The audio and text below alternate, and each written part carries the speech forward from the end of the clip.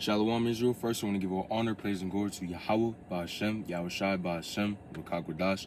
Double honors into the elders and apostles, GMS, Great Millstone, homie, sharpening iron in this truth, and shalom to you hopeful like brothers out there pushing this truth and honesty and sincerity. My name is Yeshaya, and I'm coming at y'all through the spirit of Yahawah, bahasham, yahawashi, and power. And I'm going to do a video titling it, Take Hold of Wisdom and Trust in Our Power, right? And I'm starting out with Proverbs, the 19th chapter and the 8th verse. Let me get that for y'all. And it says, He that groweth wisdom, he that getteth wisdom loveth his own soul. He that keepeth understanding shall find him good, right? And the pretext to that is all brethren of the poor do hate him. And, you know, this is just a regular proverb, right? So, he that getteth wisdom loveth his own soul. So, when you come into this truth, you start taking care of your soul. And you start taking care of your spirit because it is a gift from Yahawah, bahasham, yahawashi, right? And now you start understanding the spiritual things and everything that you do, right? You start understanding that you shouldn't, that scripture, all things may be lawful but not expedient, right? So some things are really not good for you even though they may be lawful, right? So you start trying to balance your life, right? Because a false balance is an abomination unto the Lord, as it says in the scriptures. So we start understanding, how to balance our life and how to take care of our spirit and soul. And you take heed to wisdom, and now you find good things in that, right? And wisdom, what's the best thing that we found being in His truth is our salvation, right? Is Yahawah, bahasham, yahawashi, the true sound doctrine.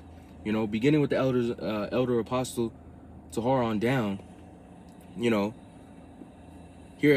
not here at GMS, I'm not in GMS, I learned from them. But we understand that there's sound doctrine and what comes with that, what type of wisdom comes with that. You see you see other camps and you see other one-off people that claim to be in the truth. They claim to have wisdom, but yet the things that they do are just straight out of whack, like Passover parties and shit. And that one nigga that eats pork, he was like, I cook 2 hams for you bitch ass niggas. Like, that motherfucker, bro. Like, he's bound to die, right? He's bound to die. These are fucking filthy lucres. These people are just unclean, right? And they find no good thing because they have not wisdom. Because wisdom and knowledge shall be the stability of thy times, right? And what does the Lord tell us in Proverbs 8? It says, seek ye daily bread, right? We're supposed to be here to get our daily bread and stay consistent. We're not here to claim to fame. We're not here to claim to some high position of anything. We're here to do the work of Yahawah, bahasham, yahawashi, and carry on. And actually, let me get a scripture to add to that right there. I think it's Ecclesiastes, the 13th chapter, or the 12 and 13.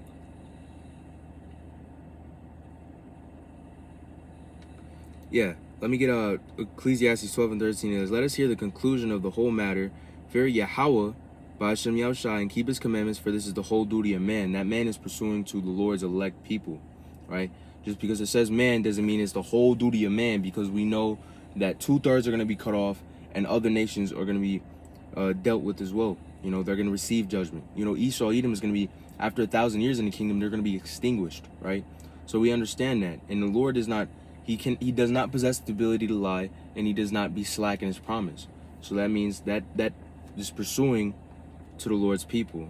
And just to prove that just a little more, just in case somebody clicks on the video, Amos 3:1, hear this word that the Lord Yahawah has spoken against you, O children of Israel, against the land which I brought up, the land of Egypt, saying, you only have I known of all the families of the earth, therefore I will punish you for your iniquities. So He only deals with His elect people and with His people, right? That's the only people that the Lord deals with. But to carry on to the lesson, I'm going to get Ephesians 4 and 12, right? And it says, I know both how to be abased and I know how to be abound. Everywhere and in all things I am instructed both to be full and to be hungry, both to be abound and to suffer need, right? So in this truth, you gain wisdom, and now you gain the hardships that come with wisdom, right? So you know how to be abased, you know how to be chastened, and you know how to get through it. But then at the same time, you know how to be abound. You know how to have more things. Because sometimes you're going to come on a financial season, or you're going to come on on a time where you're on vacation or you're feeling happy. But really, that doesn't bring you the most joy. You know, you're going to come on a season where you get a lot of knowledge from Yahweh Shem Yahawashi, right? And it's good things that we find in his truth. When you have wisdom, good things like that come to you. Good things like understanding more.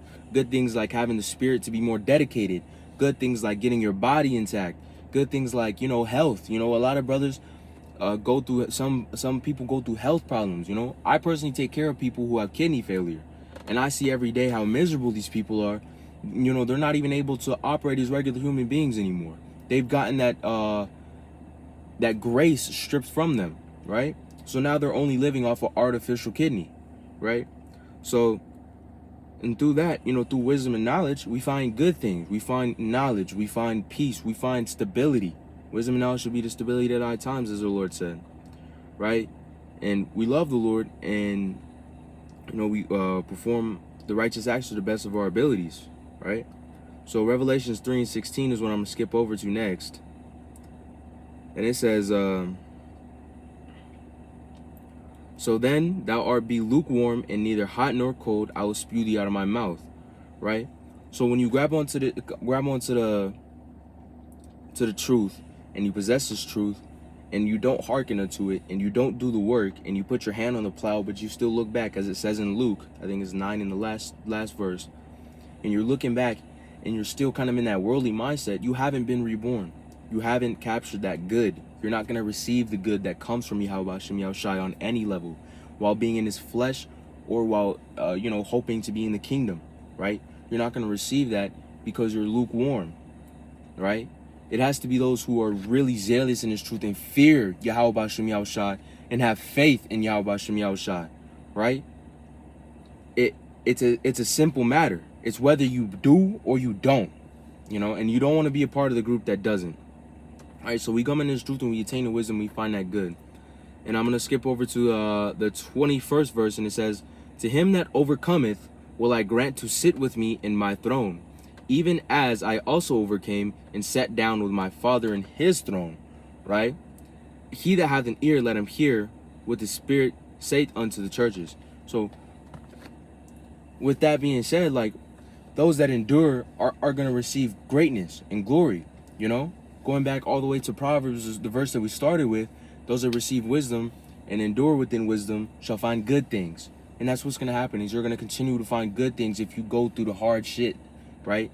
Baruch 4:23, I love this verse. It says, suffer ye patiently, right?